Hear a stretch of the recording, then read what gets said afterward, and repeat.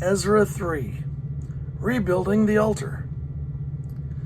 When the 7th month came and the Israelites had settled in their towns, the people assembled together as one in Jerusalem.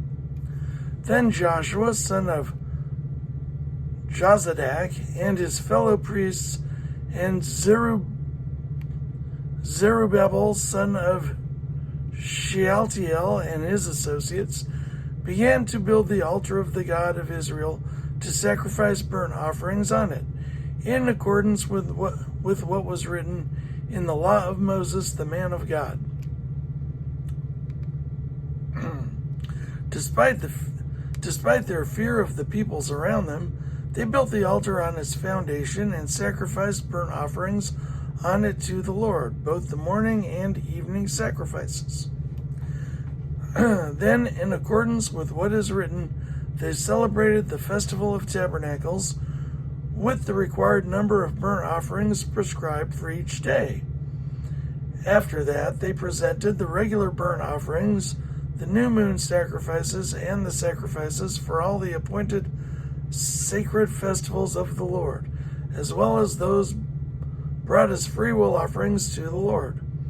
On the first day of the 7th month, they began to offer burnt offerings to the Lord, though the foundation of the Lord's temple had not yet been laid.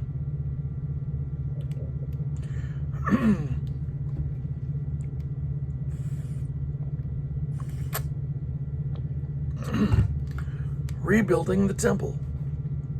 Then they gave money to the masons and carpenters, and they gave food and drink and olive oil to the people of Sidon and Tyre,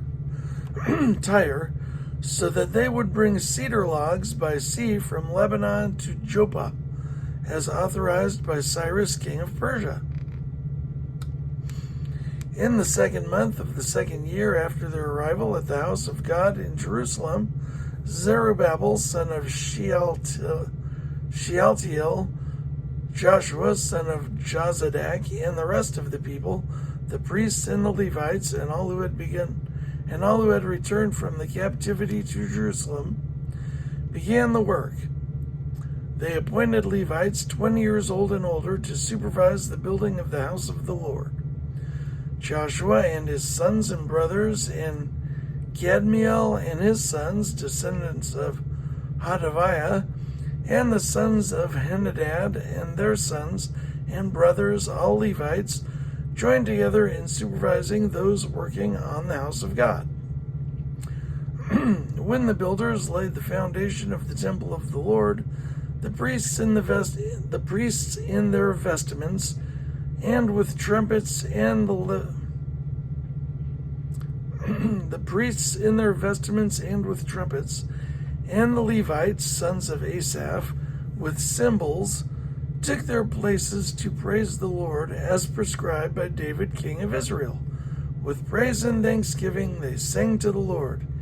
He is good, his love toward Israel endures forever. And all the people gave a great shout of praise to the Lord, because the foundation of the house of the Lord was laid.